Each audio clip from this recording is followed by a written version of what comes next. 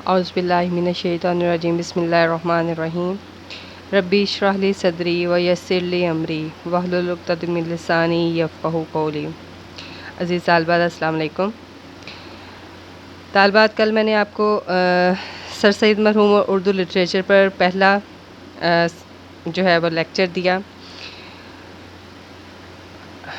سر سید مرحوم اور اردو لٹریچر مولانا شبلی نعمانی کا لکھا ہوا ایک مضمون، جس میں انہوں نے سر سید احمد خان کی شخصیت کے مختلف پہلوؤں پر روشنی ڈالی، جس میں سب سے اہم جو ان کا موضوع رہا وہ ان کی شخصیت کے حوالے سے ہے، ان کی تصانیف کے حوالے سے ہے۔ سر سید احمد خان نے جس زمانے میں اپنی تصنیف و تالیف کا آغاز کیا، بلا شبہ وہ زمانہ ایسا تھا جس میں ہر طرف تعلیم، ہر طرف علم، ہر طرف تصانیف کی جو ہے وہ ایک روش اختیار کر رکھی تھی۔ ہر شخص کسی نہ کسی طور اردو ادب سے وابستہ تھا۔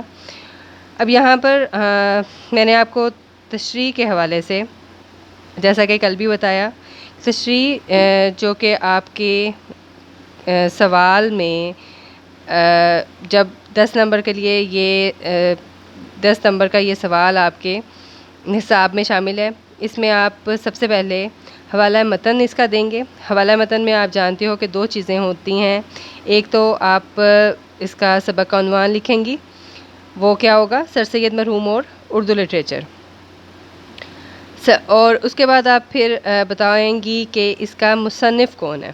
ٹھیک ہے، دو باتیں ہو گئیں، ایک سبق کا عنوان اور دوسرا مصنف کا نام۔ مصنف کے نام میں آپ کیا لکھیں گی؟ مولانا شبلی نعمانی۔ ٹھیک ہے، مولانا شبلی نعمانی کو ہم علامہ شبلی نعمانی بھی کہتے ہیں۔ اس کے بعد آپ حوالہ متن کے بعد 2 نمبر اس کے ہو جائیں گے۔ حوالہ متن دینے کے بعد آپ اس کا سیاق و سباق لکھیں گی۔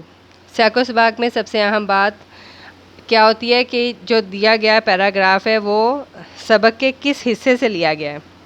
ٹھیک ہے، وہ سبق کے وسط سے لیا گیا ہے، وہ سبق کے ابتدا سے لیا گیا ہے، یا وہ اس تصنیف کے اختتام سے لیا گیا ہے۔ یہ 3 باتیں سب سے پہلے آپ یہ بتائیں گی کہ دیا گیا ہے پیراگراف سر سید مرحوم اور اردو لٹریچر شامل نصاب سبق کے ابتدا سے لیا گیا ہے، جس کے مصنف جو ہیں وہ علامہ شبلی نعمانی ہیں۔ علامہ شبلی نعمانی نے ایک مضمون لکھا سر سید مرحوم کے اور اردو لٹریچر کے حوالے سے۔ ٹھیک ہے، اور پھر آپ اگر بتانا چاہیں کہ یہ جو دیا گیا حصہ ہے، اب دیکھیں آپ لوگوں کی جو نصاب میں کچھ حصہ اس کتاب سے شامل کیا جاتا ہے۔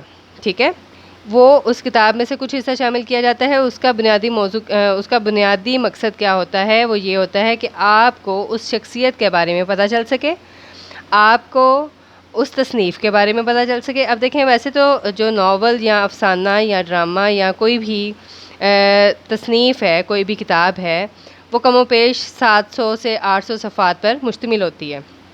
ٹھیک ہے، اب وہ ساری کی ساری تو آپ کے نصاب میں نہیں دی جا سکتی، اس لیے کیا کیا جاتا ہے کہ اس میں سے 1-2 صفحات پر مشتمل ایک جو ہے وہ آرٹیکل، مطلب آرٹیکل کی طرز کا حصہ جو ہے وہ شامل کر دیا جاتا ہے، جس سے آپ کو اس شخصیت کے بارے میں جو ہے وہ معلومات پہنچائی جا سکتی ہے۔